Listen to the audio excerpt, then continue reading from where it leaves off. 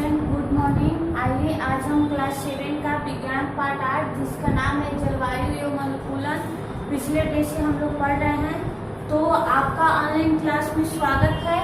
आइए आज हम इस चैप्टर का मुख्य बिंदु देखते हैं, मेन टॉपिक। इस चैप्टर को जो हम लोग पढ़े हुए हैं तो इसका मेन टॉपिक क्या है, इसका मेन मुख्य बिंदु क्या है, जिससे कि हमें कोई परिभाषा प्राप्त होता हो या जिससे कि हम कोई शब्द या कोई बात या कोई ज्ञान सीखते हैं, वो चीज क्या है। ठीक है, तो आइए लिखते हैं 1 नंबर में, किसी स्थान की आर्द्रता तापमान, किसी स्थान की आर्द्रता तापमान, किसी स्थान की आर्द्रता तापमान और वर्षा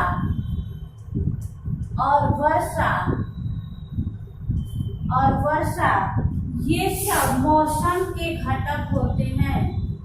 ये सब मौसम के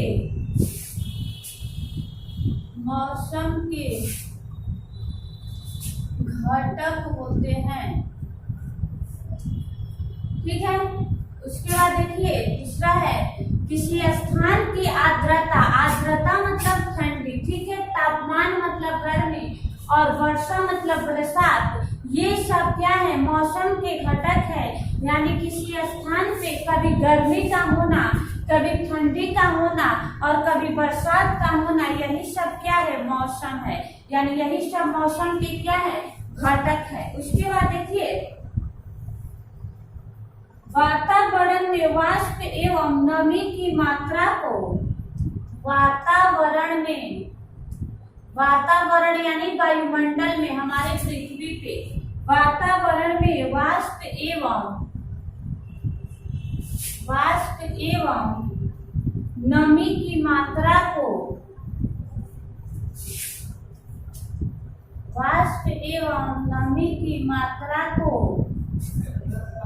आर्द्रता कहते हैं। नमी की मात्रा को आर्द्रता कहते हैं। ठीक है, उसके बाद तीसरा देखिए, कम से कम 5-6 इसमें से लिखना है।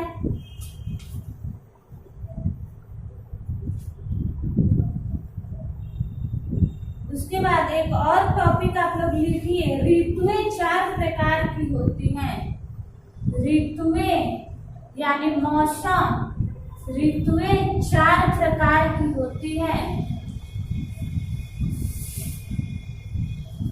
ऋतुएं 4 प्रकार की होती हैं। कौन कौन सी ऋतु होता है, शीत ऋतु, ग्रीष्म ऋतु, ग्रीष्म ऋतु, ग्रीष्म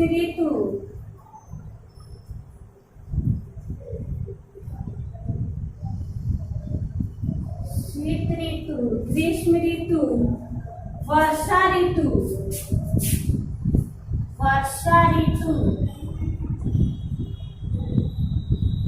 शीत ऋतु, ग्रीष्म ऋतु, वर्षा ऋतु और मानसून। ठीक है, ये क्या है, ऋतुएं 4 प्रकार की होती हैं, शीत ऋतु, ग्रीष्म ऋतु, वर्षा ऋतु और मानसून। ठीक है, आइए इसको ऊपर से पहले मिटाते हैं, फिर लिखते हैं अगला 4 नंबर।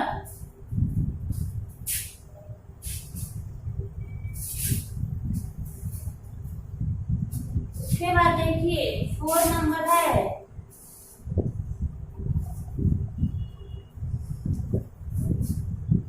देखिए 4 नंबर में हम ऋतु लिखेंगे कि शीत ऋतु जो है कब पड़ता है। आप लोगों को मैं पढ़ा रही थी तो आप लोगों को मैं बताई थी, शीत ऋतु जो है जनवरी और फरवरी में पड़ता है, जनवरी से फरवरी में। ठीक है, उसके बाद ग्रीष्म ऋतु जो है कब पड़ता है, शीत ऋतु, ग्रीष्म ऋतु जो है कब पड़ता है, तो ग्रीष्म ऋतु मार्च से मई के महीने में पड़ता है। मई के महीने में शीत ऋतु, ग्रीष्म ऋतु। उसके बाद है वर्षा ऋतु। वर्षा ऋतु कब पड़ता है? तो वर्षा ऋतु जून से सितंबर के महीने में पड़ता है। जून से सितंबर के महीने में जो है क्या पड़ता है? ग्रीष्म ऋतु जो है पड़ता है। उसके बाद वर्षा ऋतु, उसके बाद है मानसून, पश्चात ऋतु। मानसून को पश्चात ऋतु कहते हैं। मानसून यानी पश्चात ऋतु, ये जो है अक्टूबर से दिसंबर के महीने में पड़ता है। अक्टूबर से दिसंबर के महीने में जो है पड़ता है कौन? मानसून।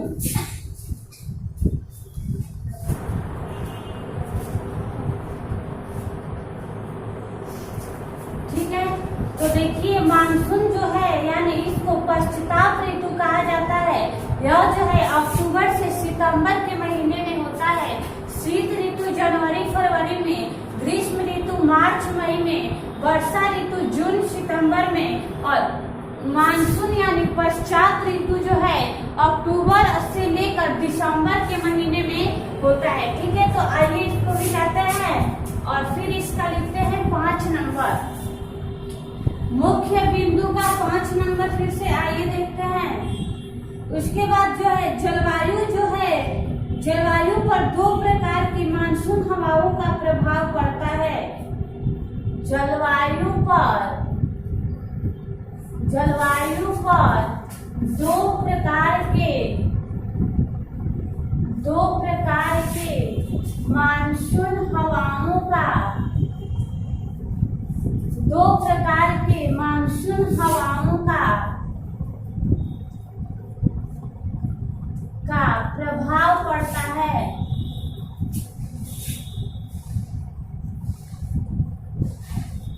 मानसून हवाओं का प्रभाव पड़ता है उत्तरी पूर्वी मानसून और दक्षिणी पूर्वी मानसून।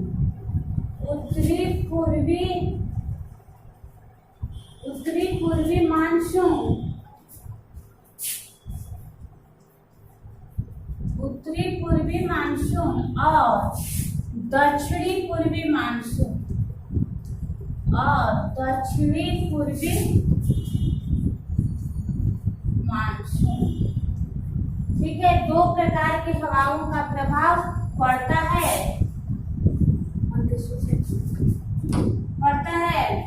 उसके बाद देखिए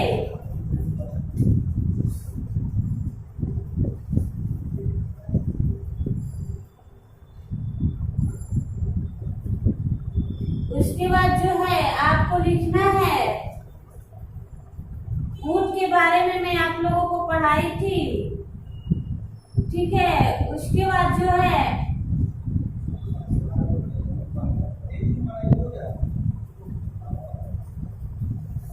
देखिए ध्रुवीय क्षेत्रों में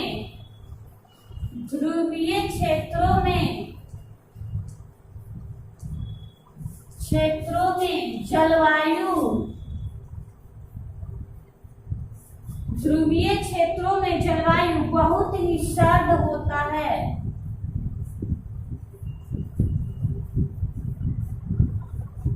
ध्रुवीय क्षेत्र में जलवायु बहुत ही सर्द होता है, जहाँ 6 माह तक सूर्यास्त नहीं होता। जहाँ 6 माह तक बहुत ही सर्द होता है, वहां पे 6 माह तक सूर्योदय एवं सूर्यास्त नहीं होता है। 6 माह तक सूर्योदय एवं सूर्यास्त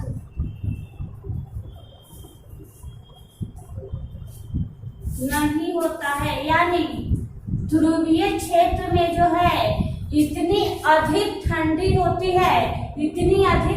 होती है कि वहाँ 6 माह तक 6 मंथ तक सूर्य न निकलता है और नहीं सूर्य डूबता है। सूर्य निकलता है नहीं तो सूर्य डूबेगा कैसे? तो तो अधिक जलवायु के कारण ध्रुवीय क्षेत्र में 6 मंथ तक सूर्य नहीं निकलता है। ठीक है, उसके बाद देखिए, आइए पहले इसको मिटाते हैं, एक और लिखते हैं 7 नंबर। अपने यहाँ भारत में भी सर्दी के मौसम में कभी कभी देखिएगा सूर्य नहीं निकलता है। ठीक है, लेकिन हम लोग के यहाँ कभी कभी होता है, लेकिन ध्रुवीय क्षेत्र में 6 मंथ तक सूर्य नहीं निकलता है। ठीक है,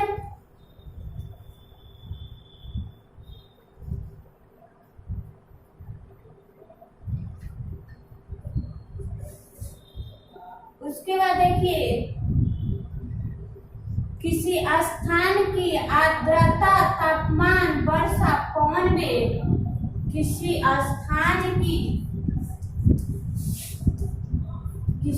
स्थान की आर्द्रता,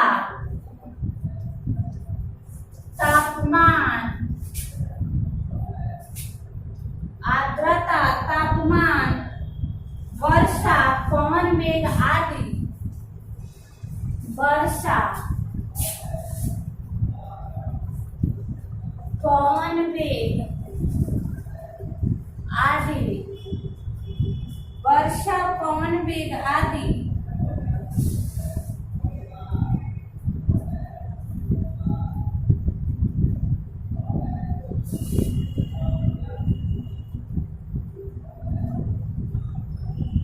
पवन वेग आदि के संदर्भ में होने वाले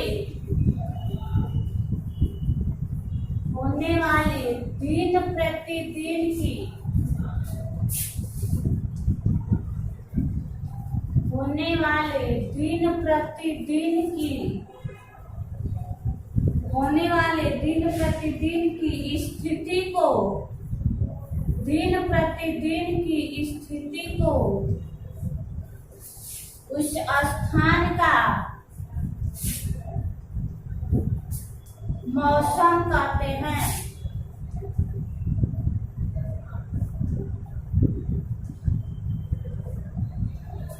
उस स्थान का मौसम कहते हैं। तो ये रहा इस चैप्टर का मुख्य बिंदु, मेन चीज जिसे हम लोग क्या करेंगे, पढ़ेंगे। तो ये खत्म हो गया। कल हम इसका अभ्यास क्वेश्चन आंसर करेंगे और मुख्य बिंदु के टॉपिक को आप लोग को याद करना है। ठीक है, क्योंकि जब टेस्ट होगा तो मुख्य बिंदु के टॉपिक भी पूछे जा सकते हैं। ठीक है, ये भी हम पूछ सकते हैं। तो आज का क्लास इतना ही। कल हम इसके आगे का टॉपिक यानी इस चैप्टर का अभ्यास करेंगे। ओके।